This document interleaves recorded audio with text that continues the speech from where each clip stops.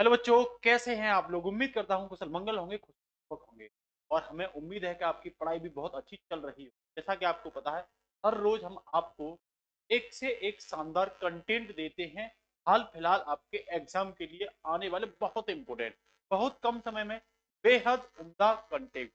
आज हम जो पढ़ाने वाले हैं, आपको आर्टिकल लिखना पढ़ाने वाले हैं। इससे पहले हमने आपको लेटर लिखना पढ़ाया था बेटा।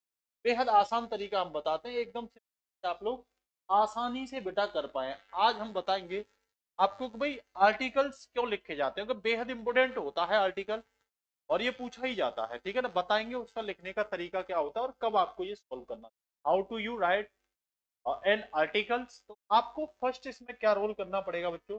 आपको पहला इसमें जो रोल निभाना है वो ये निभाना है कि फर्स्ट ऑफ ऑल आपको इंट्रोडक्शन तय करना है कि हमें पहले क्या लिखना है आर्टिकल्स का। जो भी आपको आर्टिकल्स दे रखा है उसका आपको इंट्रोडक्शन लिखना है। दूसरा बेटा आपको उसका मेन पार्ट लिखना है, मेन बॉडी जो होती है वो लिखनी पड़ेगी बेटा आपको। फाइनली आप क्या कर सकते हो, कंक्लूजन कर सकते हो। और ये ऐसे ही नहीं लिख देना, इसके लिए आपको क्या करना पड़ेगा बेटा। इसके लिए सबसे पहले आपको आर्टिकल लिखते समय उसके कुछ रूल हैं, इसे आप याद रखेंगे। देखो, सामान्यतः तो आप 3 पैराग्राफ में आर्टिकल को लिख दो, लेकिन अगर ऐसा लगता है कि आर्टिकल थोड़ा और लिखना है, इंटरेस्ट आ रहा है, तो आप ज्यादा से ज्यादा 4 पैराग्राफ बनाओ। ठीक है ना। आप पहले पैराग्राफ में 2 से 3 लाइन रखिए। ठीक है ना। दूसरा पैराग्राफ लिखते हो तो 3 से 4 लाइन लिख लो। तो भाई तीसरा पैराग्राफ अगर आता है तो उसमें 4 लाइन।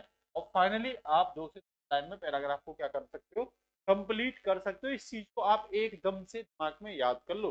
हर एक का अपना एक तरीका होता है। जैसे मान के चलिए आपको कोई भी पैराग्राफ लिखना है, ये मैंने कुछ इंपोर्टेंट आपके आर्टिकल्स दिए हैं, जैसे your aim in life, Chandrayaan 3, problem of climate change, problem of pollution, online education, role of youth in country, भाई युवाओं का क्या रोल है।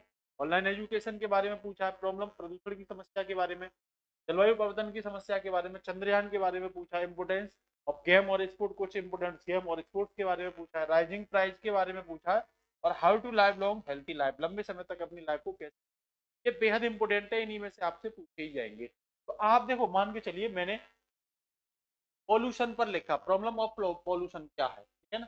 या मान के चलिए मैंने क्लाइमेट चेंज पे लिखा, तो आप अपनी तरफ से पहले दिमाग में उसकी एक कहानी हिंदी टाइप में डाल लो, 3-4 पैराग्राफ में। ठीक है ना। और पैराग्राफ भी ज्यादा लंबे नहीं रखोगे। मान लो मैंने पॉपुलेशन पर रखा है, इसकी समस्या क्या होती है, आप सिंपल सा बताओगे। जब पॉल्यूशन होगा, जब प्रदूषण बहुत ज्यादा होगा, वही उससे विभिन्न प्रकार की बीमारियां बनेगी। इन्वायरमेंट गर्म होगा, जलवायु परिवर्तन हो जाएगा उससे। साथ ही साथ आप कहोगे कि भाई भूमि बंजर हो जाएगी, रसायन चेंज हो जाएंगी। समझ में आ रही नहीं आ रही। ये कितनी सारी पॉल्यूशन की क्या हो जाएंगी, श्वास से संबंधित बीमारियां हो जाएंगी। तो ये इसी तरीके से आपको तैयार करना है। जैसे मान के चलो मैंने आपके लिए एक, क्या है माई एम इन लाइफ, मेरी लाइफ का उद्देश्य क्या, तो इसकी हिंदी आपको 3-4 पैराग्राफ में तैयार कर लेनी। जैसे मान के चलो हमने एक सिंपल सा हिंदी आपके सामने देने का प्रयास किया है। आप किसी भी पैराग्राफ को लिखोगे बच्चा, तो उसकी एक इमेज अपने दिमाग में डालो, उसकी एक थ्योरी अपने दिमाग में, सिंपल अपनी भाषा में जो आपको समझ में आता है। ये जरूरी नहीं यही लिखना है आपको, बिल्कुल नहीं लिखना। आपको सिंपल सिंपल सेंटेंस अगर समझ में आते हैं, केवल आप वो लिख आना, काम चल जाए। ठीक है ना। तो आप जैसे मैंने लिखा, लक्ष्य जीवन को एक दिशा देता है। आपको लक्ष्य का अंग्रेजी पता होनी चाहिए। दिशा देना डायरेक्शन होता है, जीवन लायक होता है। तो इनकी कुछ मीनिंग्स आपको जरूर पता होनी चाहिए, इंपोर्टेंट। लक्ष्य के बिना जीवन चप्पू वाली नाव के समान होता है, तो आपको नाव की इंग्लिश पता चलनी चाहिए।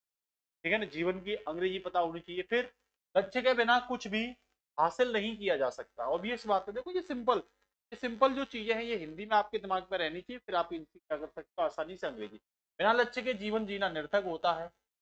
इसलिए हर किसी को जीवन में एक लक्ष्य निर्धारित करना चाहिए। लक्ष्य के बिना मनुष्य जीवन में भटक जाता है। इसीलिए मनुष्य को जीवन में निश्चित लक्ष्य रखना चाहिए। एक पैराग्राफ खत्म हो गया 3 लाइन में।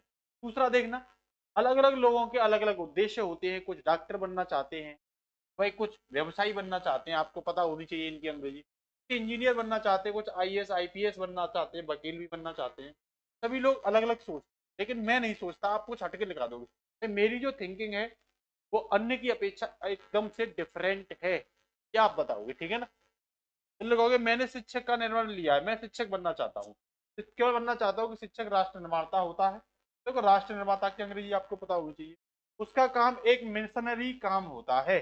मेरा उद्देश्य पैसा कमाना नहीं है, तो सिंपल चीजें हैं जो आपको लिखनी है, बल्कि मैं अपने देश के गरीब छात्रों को मुफ्त कोचिंग, फ्री कोचिंग देना चाहता हूँ।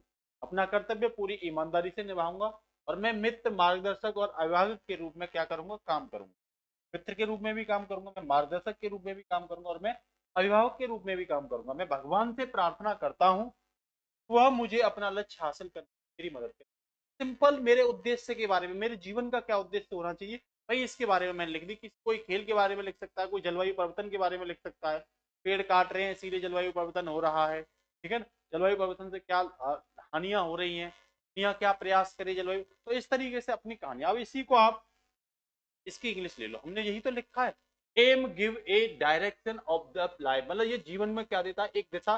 देखो यही तो लिखा है हमने, हमने लिखा क्या है, लक्ष्य जीवन को एक दिशा देता है। तो देखो मैंने लिख दिया, aim give a direction life without aim, तो बिना डायरेक्शन के, देखो बिना लक्ष्य के जीवन क्या है, चप्पू वाली नाव के समान होता है। देखो यही तो लिखा है, without aim life is a like of boat without an oar, चप्पू के समान, nothing can be achieve without aim. आप देखो ये सिंपल सा लिखा है, बिना लक्ष्य के आप जीवन, बिना मतलब सिंपल यार, लक्ष्य के बिना कुछ भी जिंदगी में हासिल नहीं किया जा सकता, बिना लक्ष्य के जीवन निर्थक है।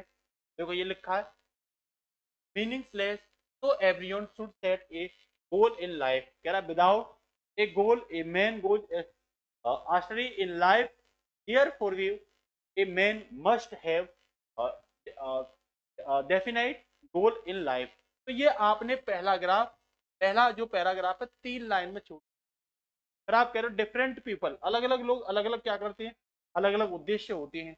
तो वाट टू मतलब कुछ बनना चाहते हैं doctor, some want to become कुछ बनना चाहते हैं बिजनेसमैन, एंड अदर्स क्या बनना चाहते हैं, want to become of engineer बनना चाहते हैं, आईएएस बनना चाहते हैं, आईपीएस ऑफिसर, कुछ एक जो होते हैं वो लॉयर भी बनना चाहते हैं।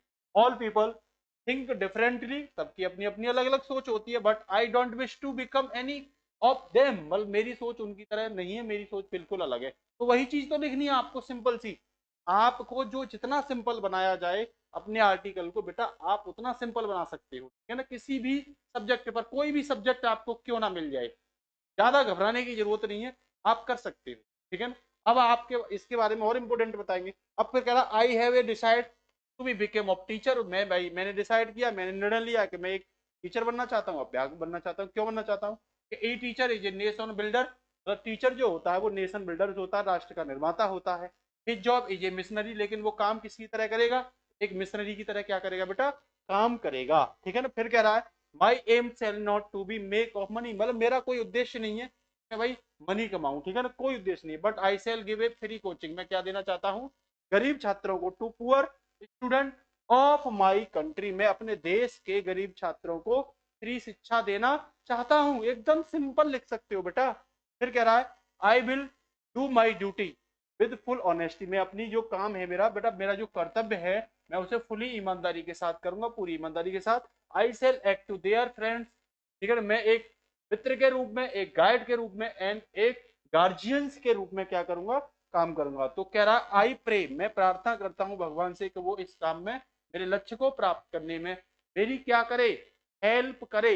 लेकिन एक चीज ध्यान रखना, जो सोचा आपने वही तो लिखा है, आप इसके अलावा और भी कुछ सोचना चाहते हो लिख सकते हो, कोई कुछ सोचता है, कोई कुछ सोचता है, बट आप ये ध्यान रखना कभी भी आर्टिकल को पेपर की स्टार्टिंग में नहीं लिखोगे बेटा, आर्टिकल को लास्ट वाले घंटे में लिखोगे, ध्यान रखना। आप गलती मत करना कि आर्टिकल ही पहले लिखने लग जाओगे, ये वही सरल है मैं इसे पहले लिख दूं, बिल्कुल नहीं, आप लास्ट के घंटे में आर्टिकल करोगे। मैं उम्मीद करता हूं आपको अच्छे से समझ में आया होगा, कैसा लगता है कमेंट बॉक्स में जरूर बताइएगा।